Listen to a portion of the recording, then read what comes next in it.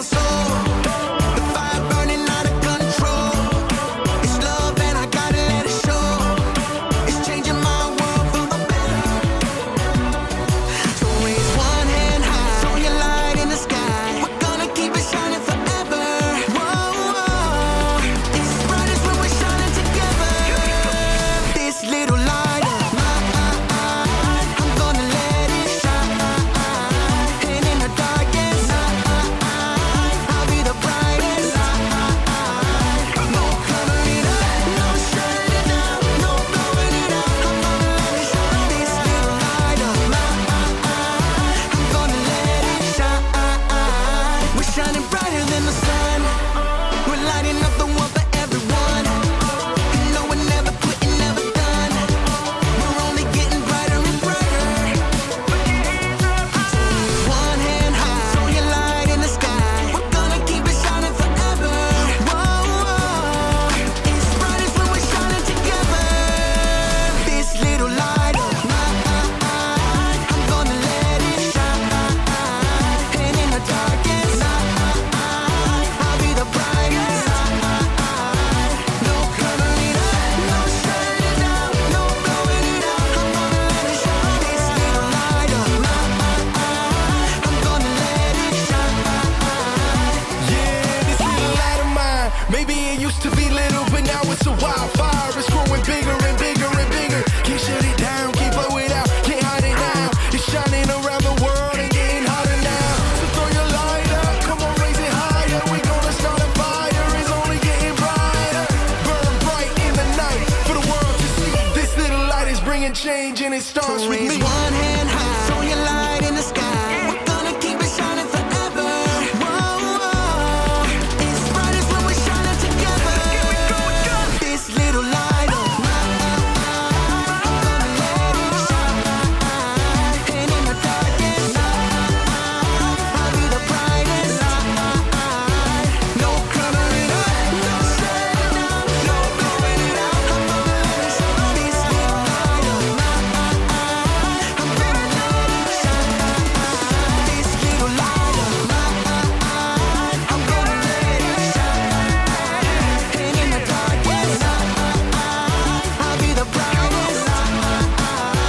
No covering up, no shutting it down, no blowing it out. I'm gonna let it shine. This little light of mine, I'm gonna let it shine.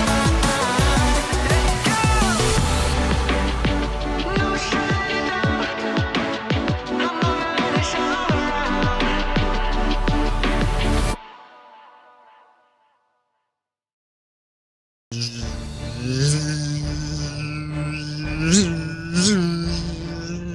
Hey, welcome to Story Lab. This week we're taking a look at the story of someone who witnessed a miracle with his very own eyes.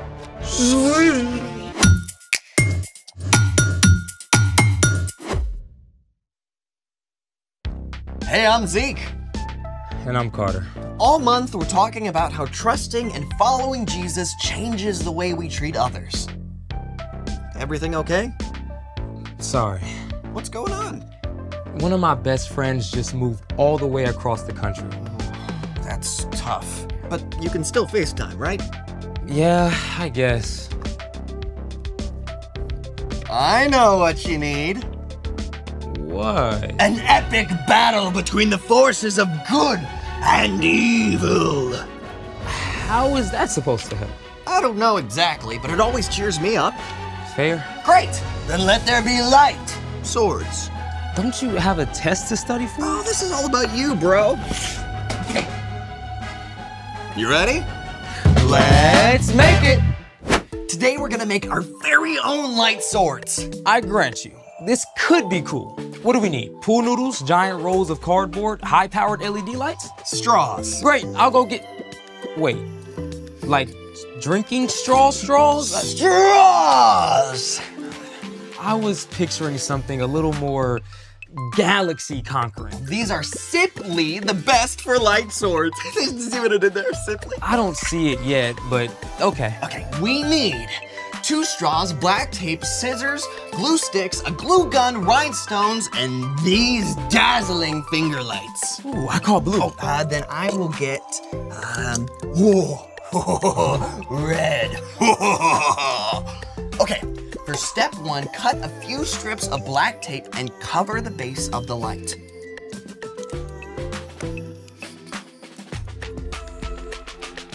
Can you cut it? Yes. Thank you.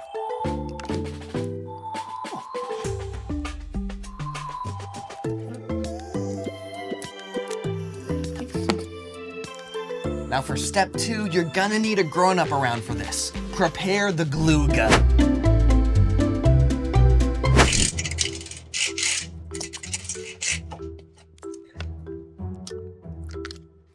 And now we just wait.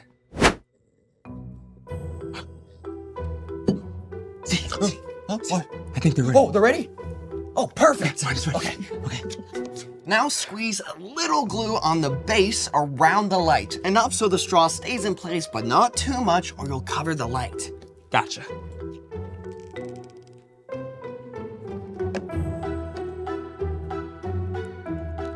Now make sure the straw is straight and hold it for a few seconds so it dries in place. How's this?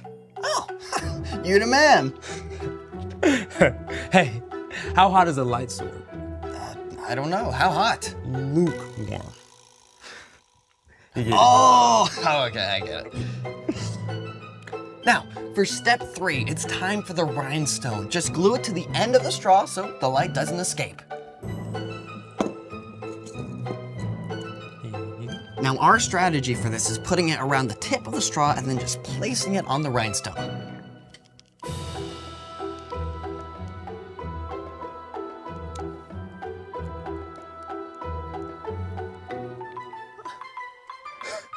Brilliant and ridiculous. They're like light swords for mice. Mice swords! Can we turn them on? Oh, yeah, let's turn off the lights first. Good idea. Okay, now count it down. 3, 2, 1. look at that!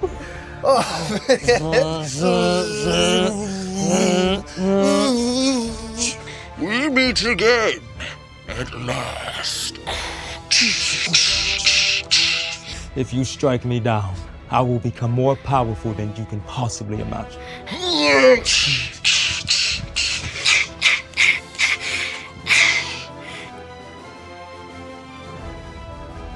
That was amazing. Dude. You see that? Yeah, imagine what we could do with full-size light swords. You know, I actually thought that was pretty epic. Yeah. Thanks for cheering me up.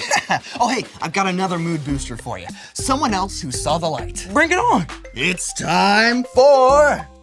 The story before the story. Today we're in the 2nd book of the New Testament, Mark. Mark was a Jesus follower and a close friend and traveling companion of the Apostle Peter.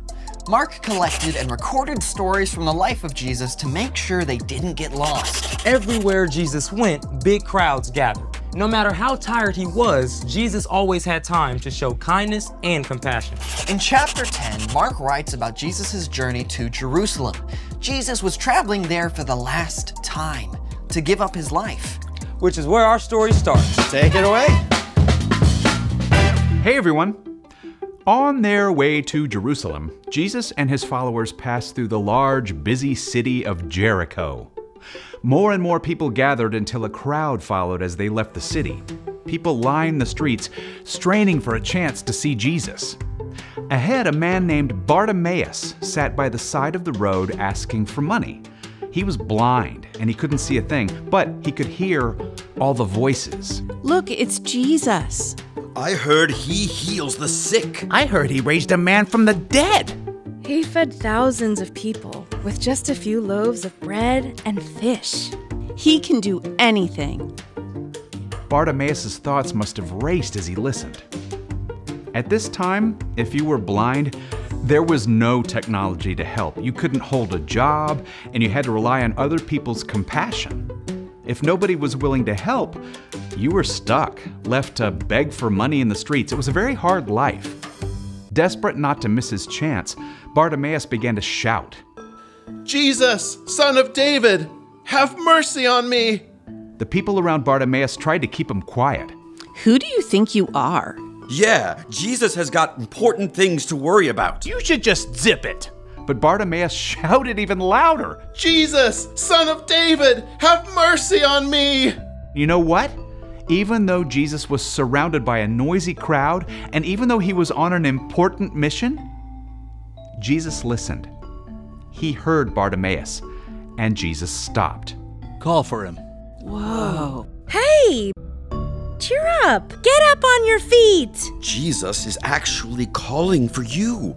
Bartimaeus leapt to his feet and stumbled toward Jesus, tossing his cloak aside. And that cloak may have been one of the only things Bartimaeus owned, yet he threw aside his most important possession just to get to Jesus. What do you want me to do for you? Teacher, I want to be able to see. Bartimaeus may have heard stories of Jesus before, or he may just have read the excitement of the crowd, but somehow he had the faith to believe Jesus was powerful enough to heal him. Go. Your faith has healed you. I can see! I can see! Can you imagine? Bartimaeus had been living in complete, utter darkness. And suddenly, in an instant, light and color explode before your eyes. People and trees and brilliant blue sky. Bartimaeus was so joyful and amazed that he joined the crowd to follow Jesus along the road, marveling at the incredible new world Jesus had opened up for him. The end. I mean, Jesus had big stuff to do, Saving the whole world. but he stopped for one man who needed help. Over and over, Jesus made time for someone who needed him. So What's our part in the story? Well, just like Jesus saw Bartimaeus' need and stopped to help, we can show compassion when we keep our eyes open for what the people around us need. Now, compassion is caring enough to do something about someone else's needs. So once we see a need, it's important to take action. Yep.